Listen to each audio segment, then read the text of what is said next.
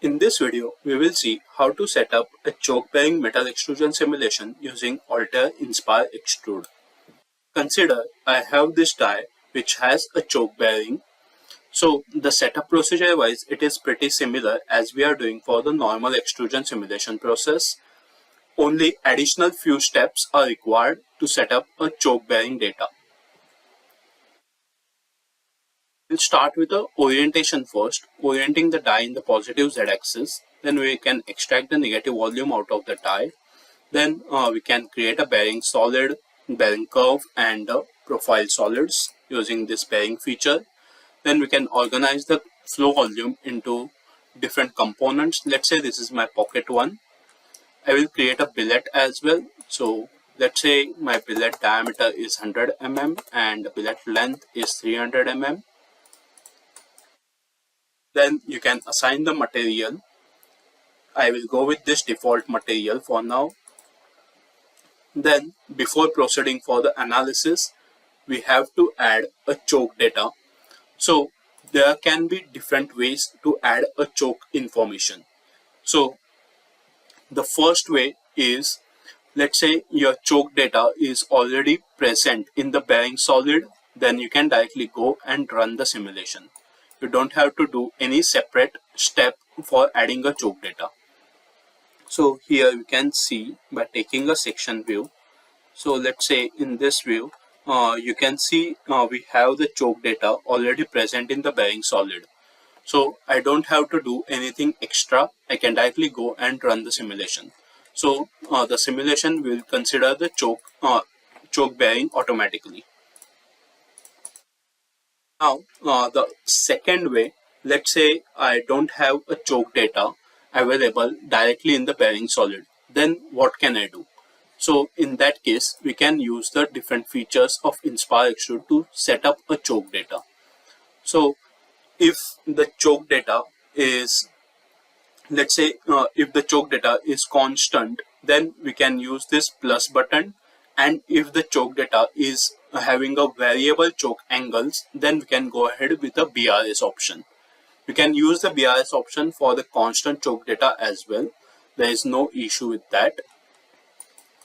So let's say I will first create that second situation, means the bearing solid without any choke information in it.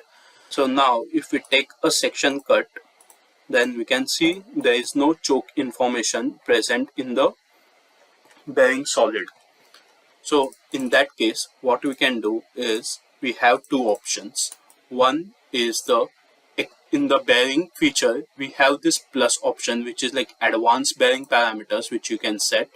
So here you can just select a bearing curve where you have the choke data, and you can add a choke data information to that particular bearing curve.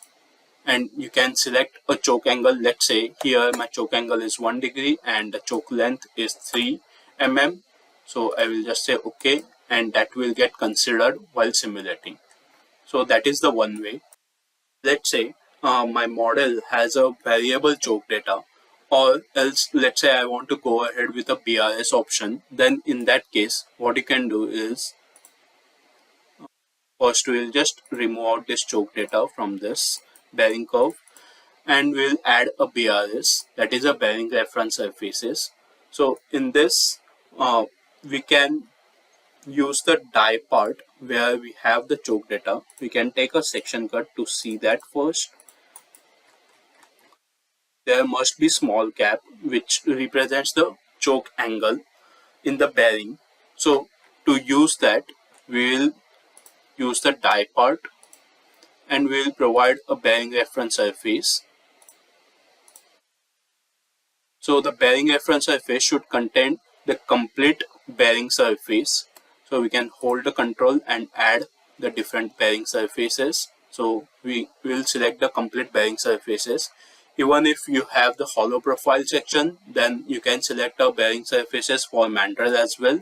Even if the choke bearing is not present on the mandrel side, then also you have to select all the surfaces currently. Once you do that, then you can just go ahead and select this use bearing reference surfaces option. You can provide the maximum choke angle, that is like upper limit of the choke angle calculations. So let's say 5 degree. You can use that, and then we can just quickly run this analysis. So this way you can set up your choke bearing problems. Let's look at some results of this. So these are the results by using a bearing reference surfaces. So here you can review the choke angle. Maybe I will hide the die, and you can see the choke angle present in the bearing solid. To visualize clearly, we can use this bearing die boundary condition. We'll isolate it, and you can see the choke angle which is present on the bearing side. You can take this callouts and review the choke angle, how much it is on some points. You can take the min max value as well. So you can see it is more or less close to the 1 degree. So that way you can consider your choke data while simulating the extrusion simulation. I hope it is clear. Thank you.